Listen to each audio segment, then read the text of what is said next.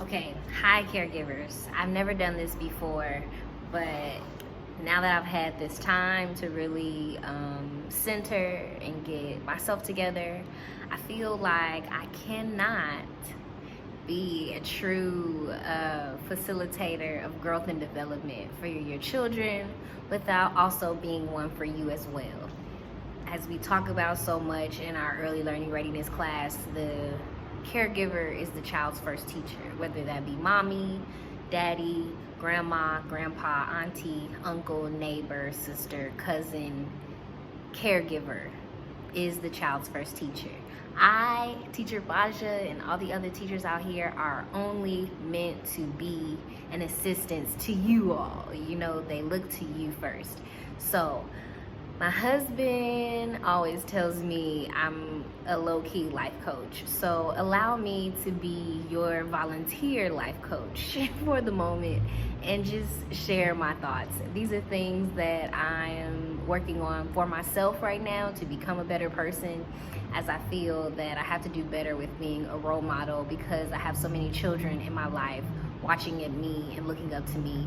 So you all are in the same boat, and so I think it'd be good if we, just shared time and space in this way. So I do story time for the kids. I'm gonna do like brief story times for you all.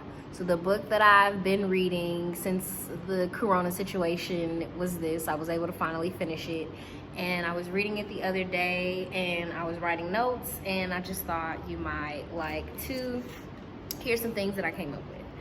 So first we're gonna go to page 216, and basically I'm expounding upon what I have here on my list that we talked about earlier in our kids story time, which was change your inner dialogue.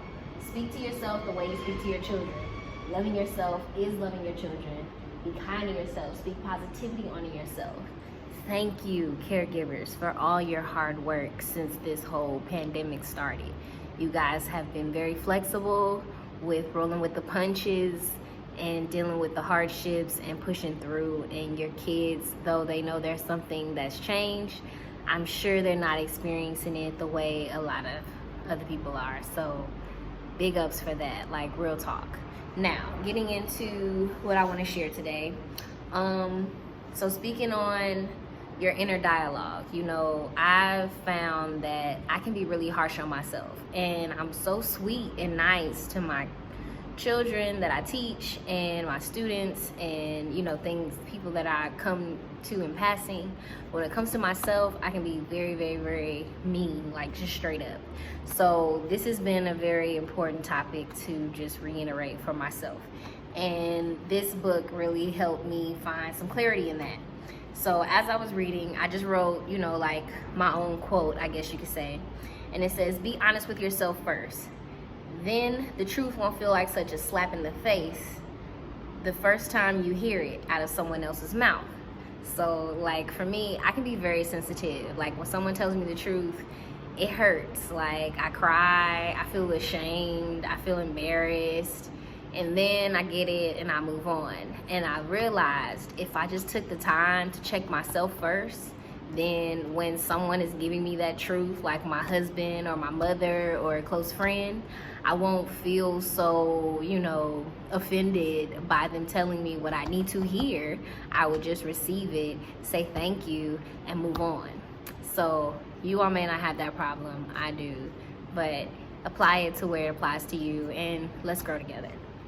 Moving on, so to kind of reiterate that, I found in the book where it says, the bridge of illusion must be destroyed before a bridge can be constructed. And this quote comes from Thich Nhat Hanh. And in page 216, it says, surrender to the weight. And I just want to go deeper into that. So I'm just going to read all of the, I don't know if you can see that, but I underline a lot as I go. So I'm just gonna read some of the underlined portions, see what you can get from it. If you get nothing, I apologize for wasting your time, but go with me. So it says, it allows us to bear, and we're talking about love here. So self-love, love, period. It allows us to bear witness to our own trespasses, to those ways we miss the mark. a definition of the meaning of sinfulness. It is only as we recognize and confront the circumstances of our spiritual forgetfulness that we assume accountability.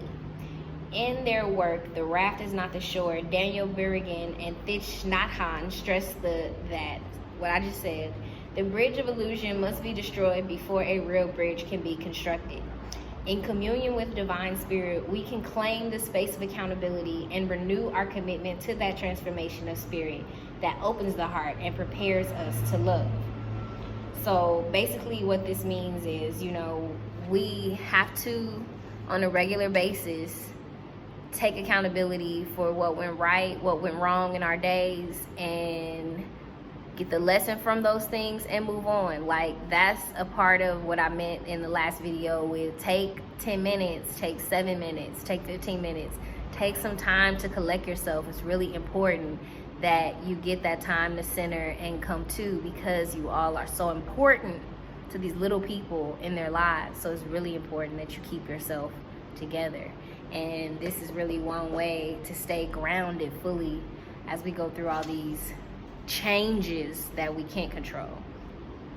So last thing, where it says surrender to the weight.